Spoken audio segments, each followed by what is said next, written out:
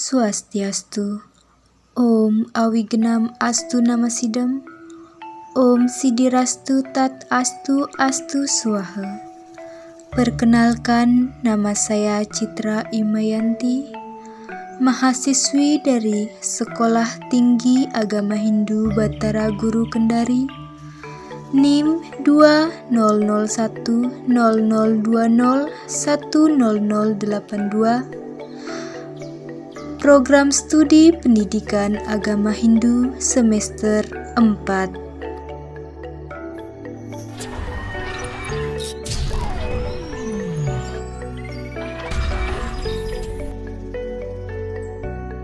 Sebelum kita memulai kegiatan pembelajaran, alangkah baiknya kita berdoa terlebih dahulu dengan melantunkan Saraswati Puja.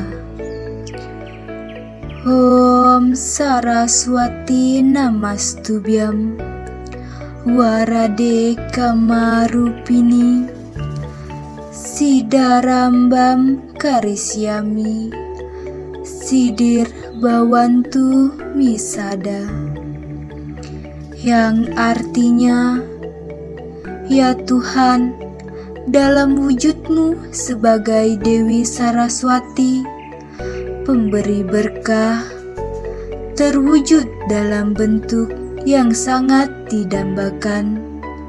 Semogalah segala kegiatan yang hamba lakukan selalu sukses atas waranugrahamu.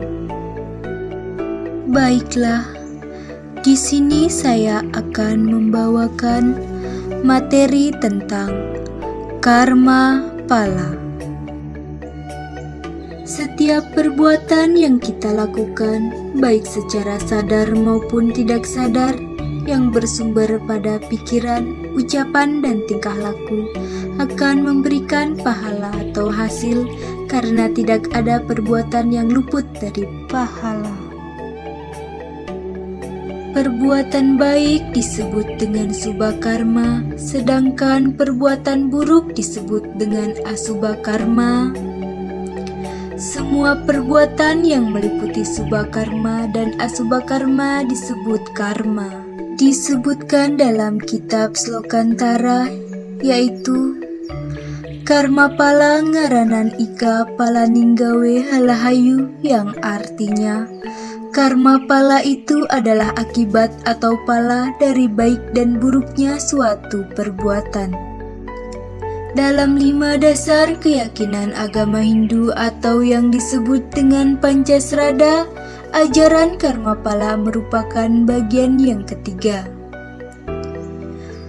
Kata karma pala berasal dari bahasa Sanskerta, yaitu karma dan pala. Karma artinya perbuatan, pala artinya hasil, buah atau pahala. Jadi karma pala artinya hasil dari perbuatan seseorang. Setiap perbuatan memiliki pahala masing-masing. Perbuatan dan pahala merupakan hukum sebab akibat yang tidak terhindarkan, sehingga disebut dengan hukum karma pala. Jadi, hukum karma pala dapat diartikan hukum sebab akibat yang berlaku untuk alam semesta, binatang, tumbuh-tumbuhan, dan juga manusia. Jika hukum itu ditunjukkan untuk manusia, maka disebut dengan hukum karma, sedangkan jika kepada alam semesta disebut dengan hukum reta. Hukum inilah yang mengatur kelangsungan hidup, gerak, serta perputaran alam semesta. Adapun jenis-jenis karma pala. Yang pertama yaitu Sancita karma pala. Sancita karma pala adalah hasil perbuatan kita dalam kehidupan terdahulu yang belum habis pahalanya dinikmati dan masih merupakan sisa yang menentukan kehidupan kita sekarang. Adapun contohnya yaitu di kehidupan yang lalu seseorang melakukan korupsi miliaran rupiah namun karena sedang berkuasa atau pintar berkelip, ia tidak mendapatkan hukuman. Pahala-pahalanya belum sempat dinikmati, dan di kelahiran sekaranglah dinikmati buah atau hasil perbuatannya. Misalnya hidup menjadi sengsara atau menjadi pembunuh sehingga dihukum penjara. Nah, banyak di antara kita tidak memahami tentang adanya sancita karma pala ini, padahal sancita karma pala ini benar-benar ada dalam kehidupan kita sekarang. Misalnya, kita sudah sering berbuat baik, tetapi kita masih saja mendapatkan hal-hal yang buruk atau menderita. Itu adalah hasil perbuatan kita pada kehidupan yang terdahulu yang kita terima pada kehidupan sekarang. Nah, itulah yang disebut dengan sancita karma pala. Nah, kita lanjut dengan jenis karma yang kedua, yaitu tentang prarabdha karma pala.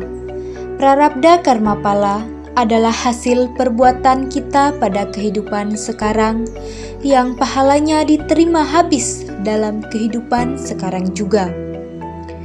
Contohnya, sekarang korupsi kemudian tertangkap langsung dan dihukum penjara bertahun-tahun atau dihukum mati.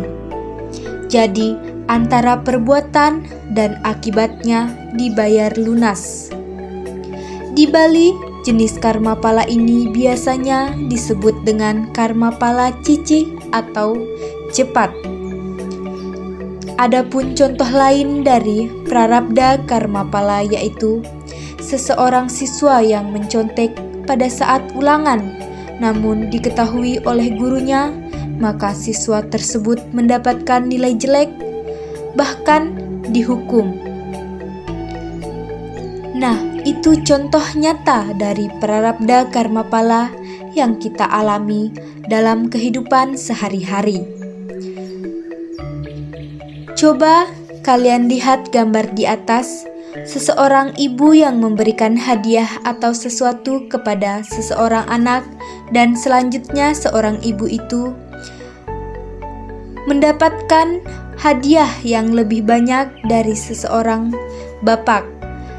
Nah, intinya apapun perbuatan baik yang kita lakukan dan sekecil apapun itu, suatu saat nanti Tuhan akan membalasnya dengan lebih banyak lagi, bahkan berkali-kali lipat. Jadi, berbuatlah kebaikan terus, walaupun sekecil apapun itu harus dilakukan dengan rasa tulus dan ikhlas. Nah, kita lanjut lagi dengan jenis karma pala yang terakhir, yaitu tentang kriyamana karma pala. Kriyamana karma pala adalah hasil perbuatan yang tidak sempat dinikmati pada waktu kehidupan sekarang, namun akan dinikmati pada waktu kehidupan yang akan datang. Nah, ini hampir mirip dengan sancita karma pala. Adapun contoh dari kriyamana karma pala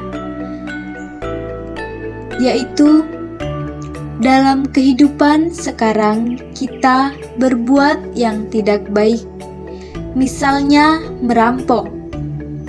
Nah, tapi entah bagaimana kejahatan itu tidak berhasil dibuktikan karena kelicikan seseorang tersebut. Sehingga saat kita sudah meninggal dunia, maka di kehidupannya yang akan datanglah pahalanya akan diterima pada saat seseorang tersebut terlahir kembali atau reinkarnasi, karena kita di dalam agama Hindu percaya dengan adanya reinkarnasi atau kelahiran kembali. pada saat kelahiran kembali itu kita akan menerima pahala atau perbuatan buruk kita pada kehidupan sekarang. Begitu juga sebaliknya, jika dalam kehidupan sekarang ini kita selalu berbuat baik, selalu menolong, suka bersedekah, maka di kehidupan yang akan datang kita akan dilahirkan menjadi orang yang bahagia atau dilahirkan di keluarga yang terhormat, bahkan kaya, di mana tidak ada penderitaan yang akan kita alami. Nah, itu tadi jenis-jenis karma pala dan contoh dari ketiga karma pala tersebut. Semoga kalian dapat memahaminya, dan dari contoh tersebut kalian bisa mengerti bahwa apapun perbuatan yang kita lakukan itu juga hasil yang akan kita dapatkan pula. Selanjutnya tentang subha dan asubha karma. Subha karma yaitu perbuatan atau tingkah laku yang baik, sumber kebahagiaan. Sedangkan asubha karma adalah perbuatan atau tingkah laku yang tidak baik atau buruk, sumber kesengsaraan. Adapun contoh karma yang baik.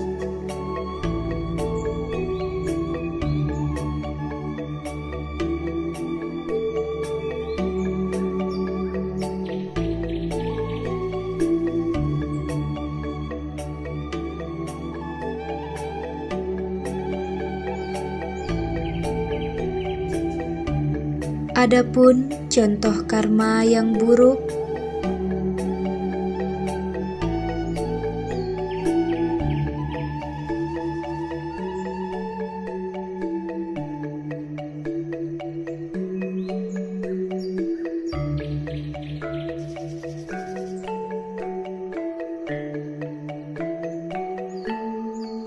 dari gambar di atas dapat diperoleh informasi mengenai contoh perilaku yang baik, antara lain menolong teman yang sedang kesusahan, menolong seseorang nenek untuk menyeberangi jalan raya. Dan contoh perilaku yang buruk antara lain mencuri barang orang lain dan melakukan tawuran antar pelajar. Nah, selanjutnya sifat hukum karma pala. Sifat hukum karma pala dapat dibagi menjadi 4. Yang pertama yaitu abadi. Hukum ini dimulai pada saat semesta ini berfungsi dan akan berakhir pada saat semesta ini musnah atau pralaya. Namun tidak seorang pun tahu dan paham kapan semesta ini dimulai dan kapan berakhir. Yang kedua, universal. Hukum ini berlaku bagi setiap ciptaan baik kecil maupun besar, yang kasat mata maupun tidak kasat mata. Semua makhluk terikat oleh hukum ini, termasuk dewa maupun awatara. Yang ketiga, berlaku sepanjang zaman. Hukum ini berlaku sepanjang zaman, yaitu Satya Yuga, Treta Yuga, Dwapara Yuga, maupun Kali Yuga. Dan yang terakhir yaitu sempurna. Hukum ini tidak dapat diganggu-gugat, diubah, dipaksa berubah, atau berubah sendiri, karena sifatnya konstan dari zaman ke zaman.